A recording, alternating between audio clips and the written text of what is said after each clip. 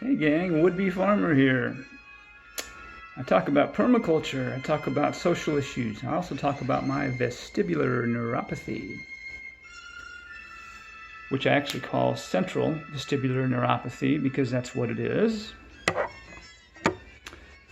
The diagnosis that I will probably have on Monday is that I have vestibular migraine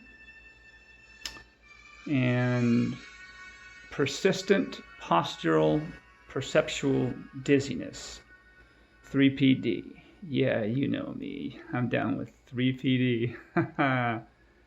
So, I will probably have this diagnosis this Monday. I am seeing Dr. Bay, who is one of the world-renowned experts, a neurologist who is dedicated to the patients and the patients in the dizziness realm and the diagnosis and diseases and afflictions for whom they find necessary to evaluate. Did I even say that right? I don't know, because one of the symptoms of my condition is brain fog. Stuff doesn't come to me as quickly as it used to. I'm 61, not 91, but it is what it is. It just is what it is. So, I wanted to update you on my last experience, my last appointment I had on Monday, the 25th of July, and today is Friday, the 29th of July.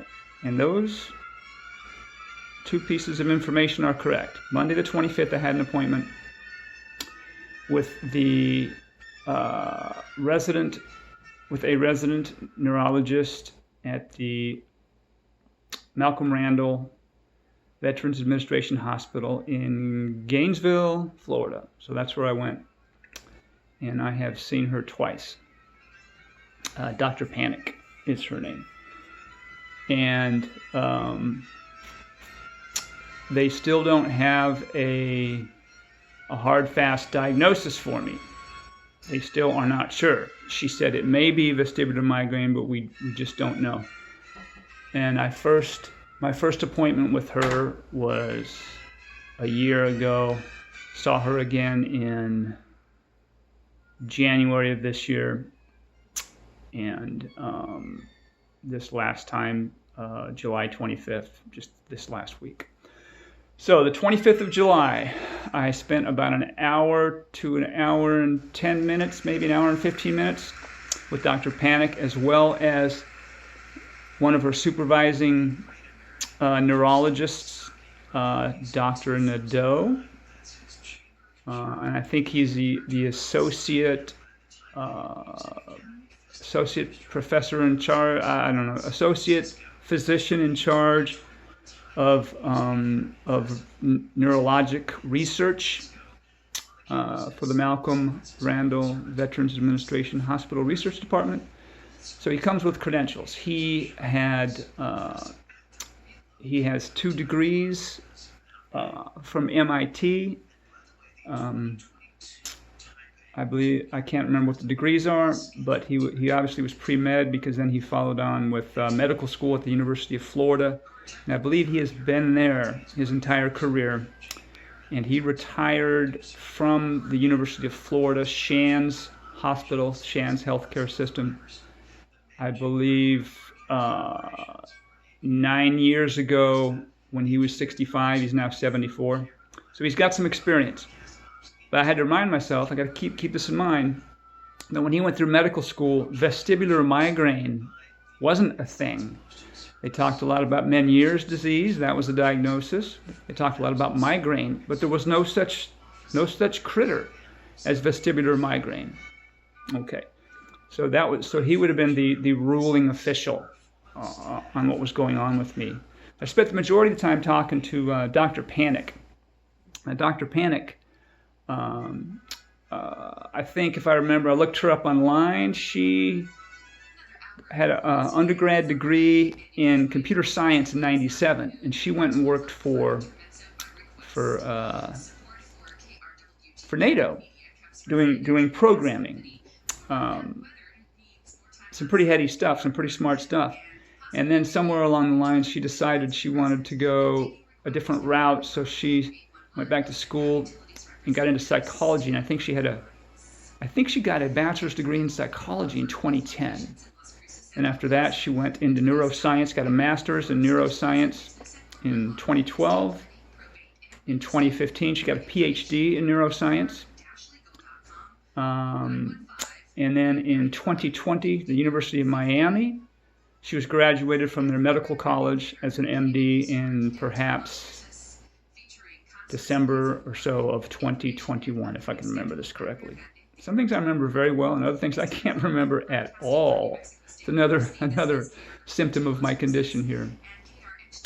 So my point in talking about this is I often hear from detractors about the VA healthcare system is that because they're underfunded, they don't get quality people. They don't have sharp people there. Well, these are two sharp people. I would say society would describe these two people as being sharp, okay? Probably brilliant.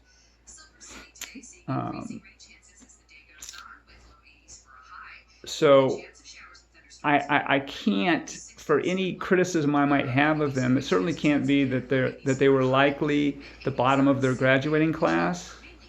And these two characters, these two doctors, these two physicians don't seem like they were the bottom of their graduating class. Okay, so why would I even bring that up? Okay, Monday was my appointment. Today's Friday. Yesterday, Thursday, due to the archaic information system that the Veterans Administration uses, I had to drive from here, and I'm not a very good driver. I've lost those skills fairly well. I can drive okay if there's not a lot of traffic. I can't stand lights. The sunlight coming through the trees, that bothers me quite a bit. I try my best not to drive at night. That is horrendous. It takes a lot of work from my brain to figure out how to do all that stuff. But anyway, so I had to drive 45 minutes to my clinic, to my VA clinic in Palatka. I drove 45 minutes there, and because I wanted to get a copy of my notes, from the from my appointment. Oh, let me turn this off. I'm so sorry. There.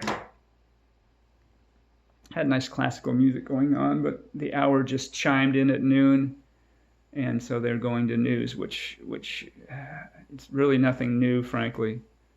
It's garbage. But anyway, so now I've lost my train of thought. Monday, the appointment. Okay, Thursday. So I went in yesterday, Thursday, to the Veterans Clinic in Palatka. Drove 45 minutes because I wanted notes from my appointment Monday.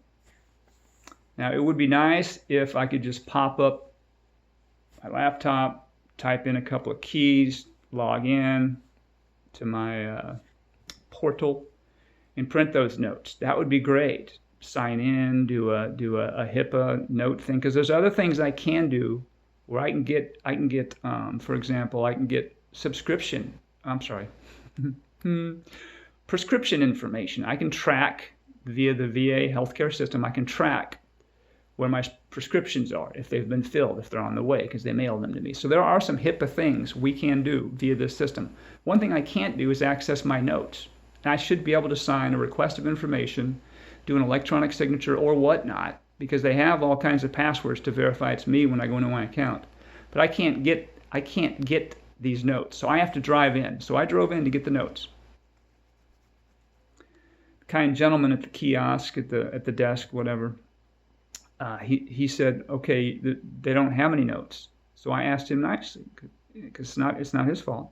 I said, are you telling me that all the information I spent discussing with these physicians on Monday has not been entered into the system? He's like, that's correct. I don't see it here. So I was like, okay. Now this certainly explains a lot of mistakes that have been made in regards to my notes. And some of the mistakes involved prescription errors. That ain't good. I ended up taking a pill that I was allergic to by their own information that they had in their system. And I'll talk more about that later. So they haven't entered any notes. But you know what? We can get around all that. They haven't entered any notes. I brought 2 books that I keep. One of them I lovingly call the ear book. The other one is an incident diary. I write down things that happen so I can share these with the physicians that are affording me the best care possible.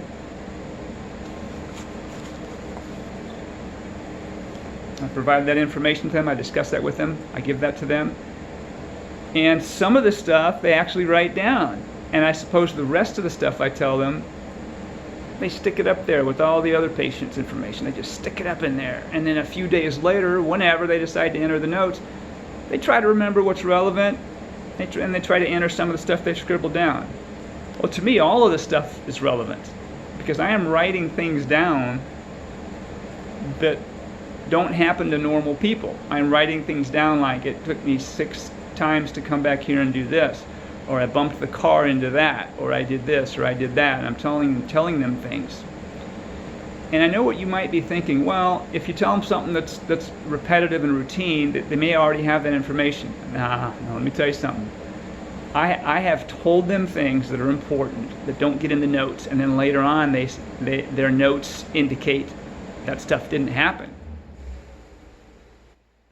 Well, could it be because they're overworked, understaffed, don't have time to enter these notes? I know doctors are overworked, so I'm not saying these people are slackers. I'm not saying that at all.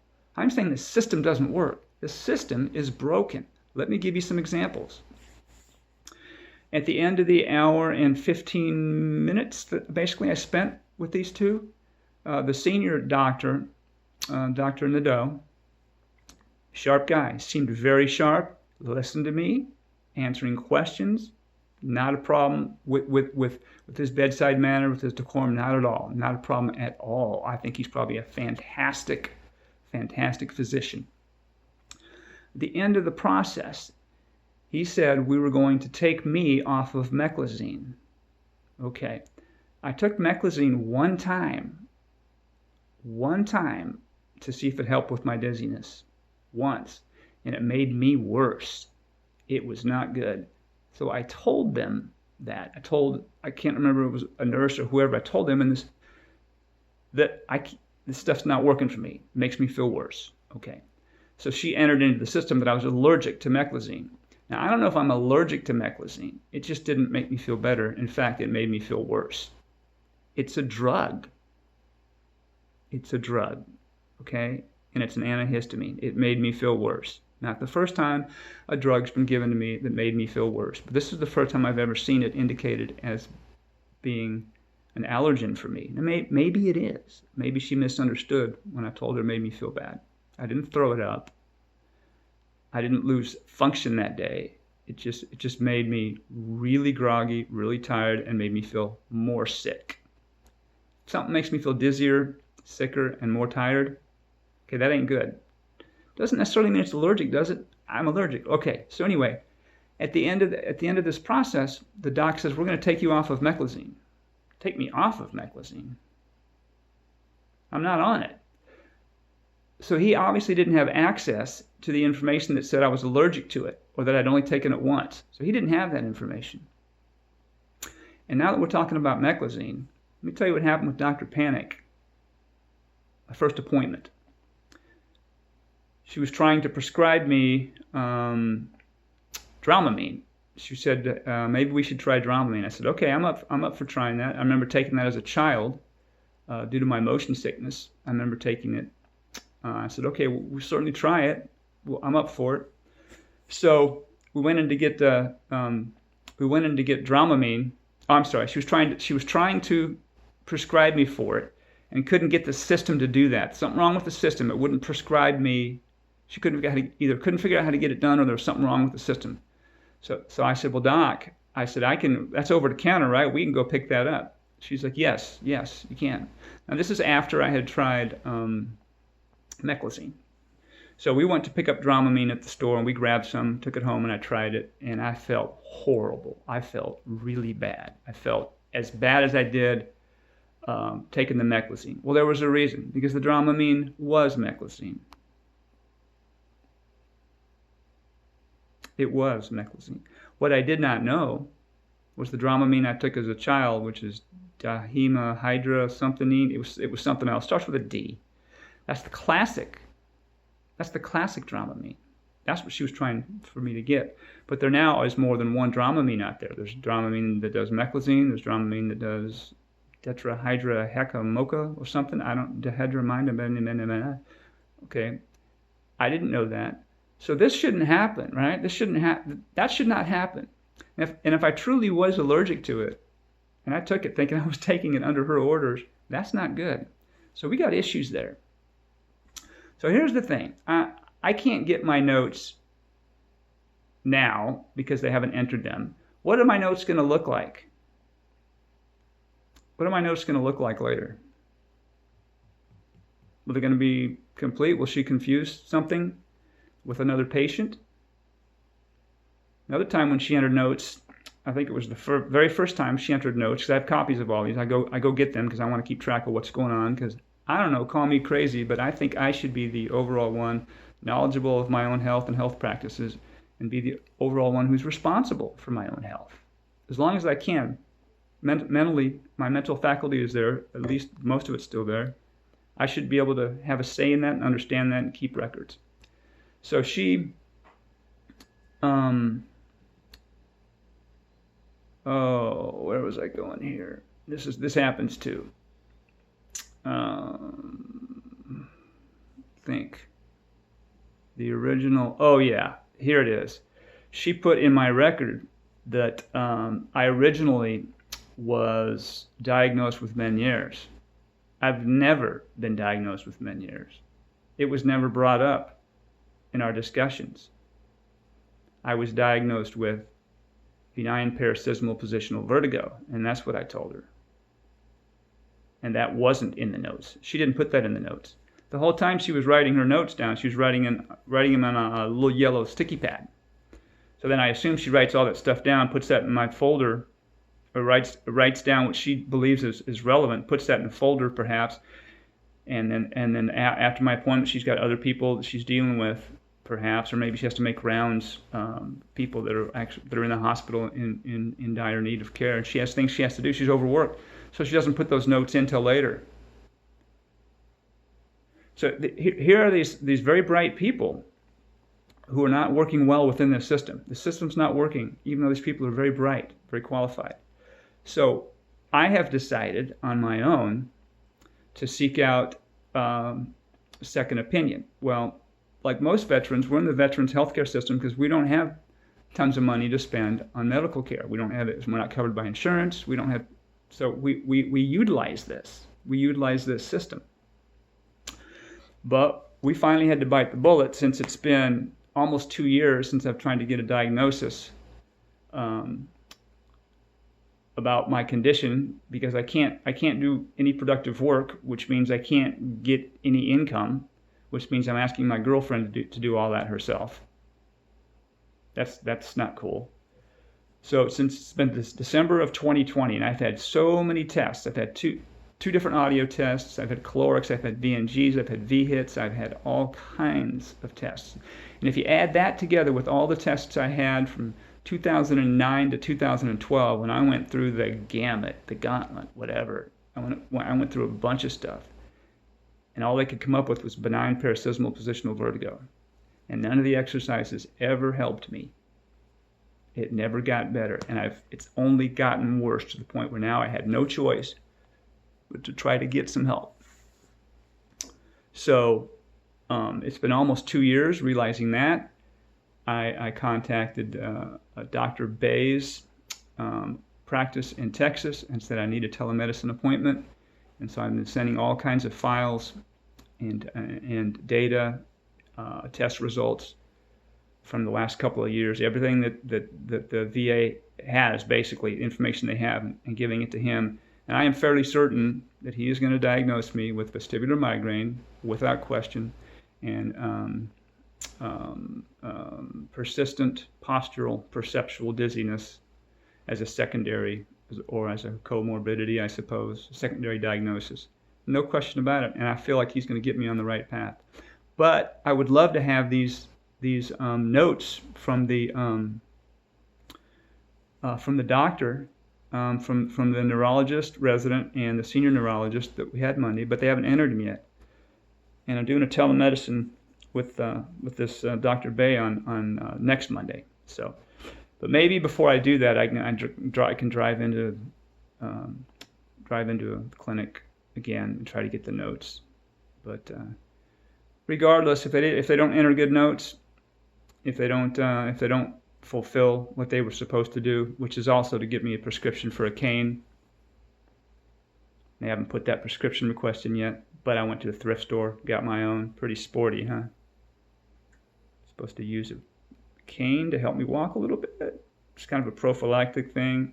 And plus, if I'm walking around somewhere and I have the cane, people tend to respect that and see that, hold the door, get out of the way, and they don't bump into you and stuff. So that's kind of cool. Because, hey, they may not actually put in for the cane. They may forget.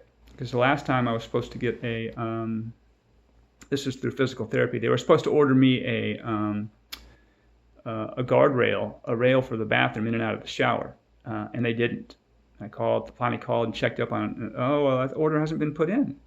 So what, can you do it? Oh, let me check the notes. Oh, yeah, it's supposed to have been put in. That's interesting. So they forgot to do that. So it wouldn't surprise me if they forgot to put it in an order for my cane. So that's why I spent couple of bucks and got one at the thrift store. Works for me and looks pretty chic, don't you think? Is that cool? Is that all right? I may get a scepter, actually, kind of one of those Lord of the Rings deals. Gandalf, maybe, perhaps. Scepter, walking stick. That might be sporty. So I'm thinking about getting that. Oh, and also, if you have been hanging out long enough to hear the end of this, because I know this is crazy stuff, I recorded the entire meeting we had Monday. So I've got everything that I told them on record. Does that make me a bad person? Maybe, because I recorded people without their knowledge. But you know what? I'm getting fed up with this horse patooey. I'm not getting results. So I recorded everything. And I'm going to see what notes they entered versus what I actually told them. And we'll see how that goes. That'll be interesting. I'm not trying to embarrass anybody. I'm trying to get well. I'm trying to take care of myself. So that's all I got. Would-be farmer. I'm out.